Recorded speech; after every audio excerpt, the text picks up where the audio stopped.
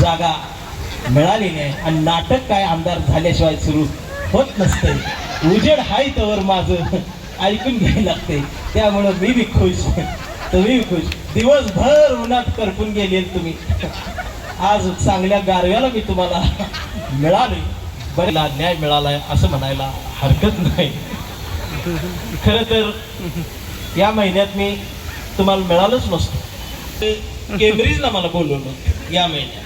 12 कार्यक्रम माझे April May मध्ये केम्ब्रिजला होता. तिकीट झालं होतं. बायकोनं 2 ड्रेस शिवले होते मला. नवीन बूट घेतला होता. मी सुद्धा आनंदात होतो दादा. पण त्या कडूंची तिकडे भांडण लागली. आता कडू ही काही शिवी नाही. हे महाराष्ट्रातलं सुप्रसिद्ध नाव आहे.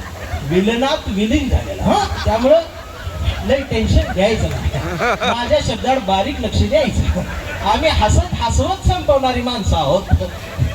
त्यामुळं जास्त कुणाला घाबरायचं नाही. मी आहे ना. एकाचा दणका बास आहे. पण त्या तिकडे त्यांची भांडणं लागली, माझा दौरा रद्द झाला. म्हणजे जागतिक भांडणात मी माझं नुकसान आणि तालुक्यातल्या आरपीआय वंचितच्या भांडणात मी माझंच नुकसान. तसं तिकडं कार्यक्रम रद्द तर तिकडं जागतिक भांडणात मी नुकसान, इथल्या मी नुकसान. बर युद्ध त्यांचं आणि उड्या मारतात हित. हे बघ बॉम्ब आला, हे बघ हे केलं, आता इराण मरणार, आता अमेरिका असं करणार, आता ह्या आता त्या. 15 दिवस उगाच भारतात उड्या. गॅस सप्लाय त्यावेळेला बीकॉम झालेली बायको पहिल्यांदाच चुलीजवळ बसली. मग तिनं लाकडं घातली. चूल काय पेटना, बायानं फुकणी दिली. मग फुकणी फुकायला लागली. मग फुकून फुकून धूर उठला, धूर तिच्या डोळ्यात गेला आणि मग तिने फुकणीला फेकून मारली. याचा गुडगा फुटला. मग गुडगा फुटलेला घेऊन ती असं लंगडत सिलेंडरची टाकी घेऊन चौकात आलं. बघितलं तर 2.5 किलोमीटरला आहे. सगळी लंगडत आलेली सिलेंडर घेऊन. दिवसभर गुरवसर उन्हानं करपून गेली. संध्याकाळी 6 वाजता नंबर आला त्याचा आणि ती काउंटरवरची बाई म्हटली 45 दिवसानंतर बुकिंग करा, नशीब असलं तर मिळेल म्हटलं. मग असा संध्याकाळचा गार वारा आला. मग तो म्हटला जगाला युद्धाची नाही बुद्धाची गरज आहे. कधी म्हटला चुलीत लाकडं गेल्यावर. अहो कधी नाही ती उपमुख्यमंत्री एकनाथ शिंदे साहेब सुद्धा म्हटले. उभ्या जिंदगीत त्यांनी कधी बुद्धाचं नाव घेतलं. म्हणले जगाला युद्धाची नाही बुद्धाची गरज आहे. मी विचार केल्यावर माझ्या लक्षात आलं. म्हटले यांच्या बी घरातलं गॅस आणि ही बोलायची गरज आहे. आणि विद्रोही कवी संमेलन ही तेच आहे. लोक बरीच म्हणतात कर्म चांगलं करा, देव तुम्हाला बघून घे. ते चुकीचं आहे.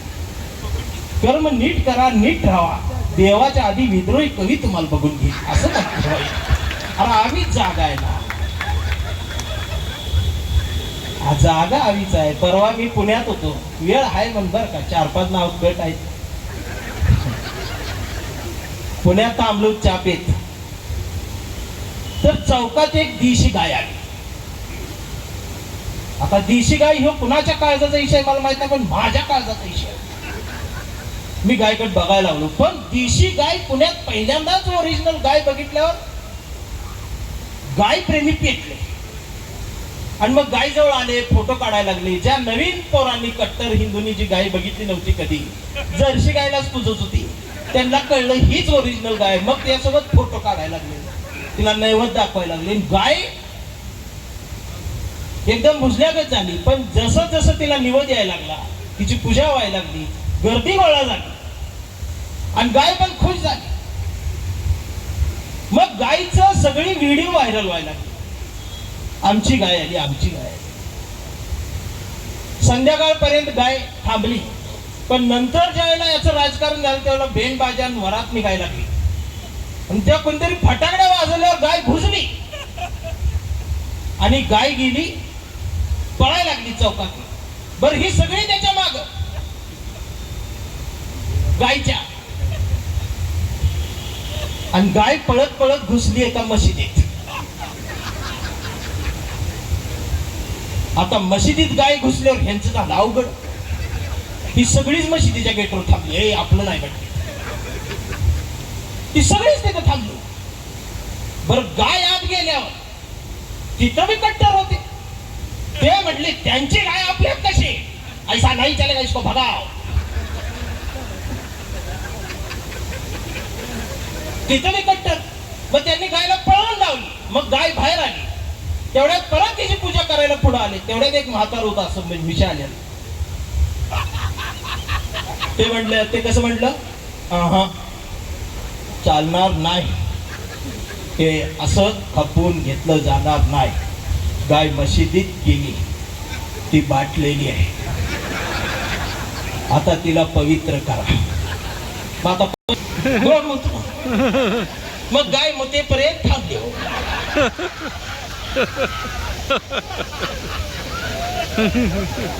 मग तिचाच मूत घेतला, तिच्यावरच टाकला, गाय पवित्र झाली. परत पूजा बिजा चालू झाली. तेवढ्यात गायचा मालक तिथं आला शोधत.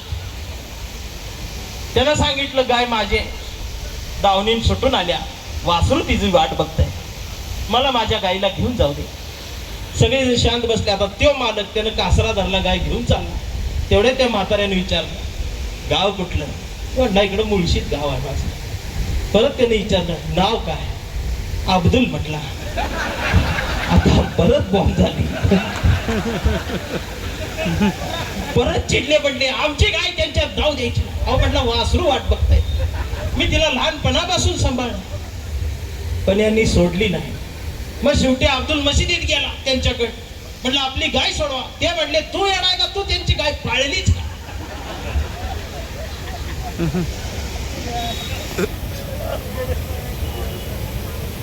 मग शेवटी त्या दावणीतलं वासरू सुटून आईचा हंबरडा ऐकत ऐकत त्या चौकात आलं. तेवढ्या गर्दीतनं त्यानं आईला बघितलं आणि जाऊन तिच्या थानाला बिलगलं. तरी सुद्धा ही धर्माची माकडं गाईला आणि वासराला तोडू पाहत होती. मी बाजूला चहा पीत पीत हंबरणाऱ्या गाईवर माझ्या आईची कविता लिहिली. त्या कवितेला सुद्धा ती विद्रोही कविता म्हणाली, नक्सलाइज मुवमेंट कविता म्हणाली. अशांच्या तोंडावर कधीतरी थुंकावं असं वाटतं. आता मागाशी उल्लेख झाला, शिवाजी कोण होता पुस्तकावर का चिडल्यात. खरा इतिहास कोणालाच माहित नाही, मलाच माहित आहे. दादा ही लय महत्वाचं आहे. अफजल खान ज्यावेळेला महाराष्ट्रात आला, त्यावेळेला अफजल खानाच्या सैनिकाला शिवाजी म्हटले की ती घाबरायची आणि चिडायची. आणि मग त्या अफजल खानाच्या सैनिकाला आपले मावळे त्यांना चिडवायचे, शिवाजी आला शिवाजी आला. ती घाबरायची, लगेच अस्वस्थ व्हायची. ती अवलादाई. शिवाजी म्हटले चिडत्यात. तो खरा इतिहास आहे, तो आजपर्यंत तुम्हाला कोणी सांगितलं नाही, म्हणून ती चिडत्यात. अरे ओरिजिनल मावळे आपण नाहीये. काय ते इतिहास लिहत्या, 8000 पानाचा इतिहास पुस्तक. एवढं जेवढं वजन जास्त पुस्तक असतं तेवढा लेखक महाग, तो भूषण असतो महाराष्ट्रात. बरोबर रंगवते तास. मग मी इतिहास वाचायला बसलो एकदा.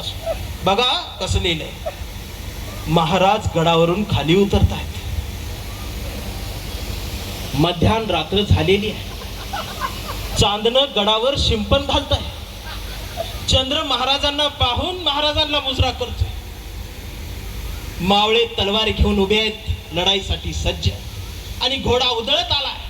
महाराजांनी घोड्याच्या नजरेत बघितलंय, घोड्यानं महाराजांच्या नजरेत बघितलंय, घोडं उधळलंय, महाराज घोड्यावर बसलेत, टाच मारली, घोडा निघालाय, महाराज निघाले, सैन्य निघाले, मावळे निघाले सुरत लुटायला. मला प्रश्न पडला, हा लेख काय वही पेन घेऊन तिथंच पायरीवर बसला एवढं डिटेल लिहायला. मग जेव्हा तारखा लक्षात आल्या, चेक केल्या, आमच्या इंद्रजीत सावंत साहेब आमच्या लोकांनी चेक केल्या, त्यावेळी लक्षात आलो महाराज गेले त्यावेळी पावसाळा सुरू होता. आणि तेव्हा म्हणतोय चंद्र मुजरा घालत होतो आणि चांदून शिंपण घालत होतो. पाऊस कसला होता तेव्हा. आणि म्हणून 70 पानात सुद्धा खरा शिवाजी मांडता येतो ते पंचरे अण्णानं महाराष्ट्राला दाखवून दिली. आणि ही जी ईडी आहेत ना बघते ते अभिनंदन का माहितीये, त्याने शिव्या किती घाण दिल्या.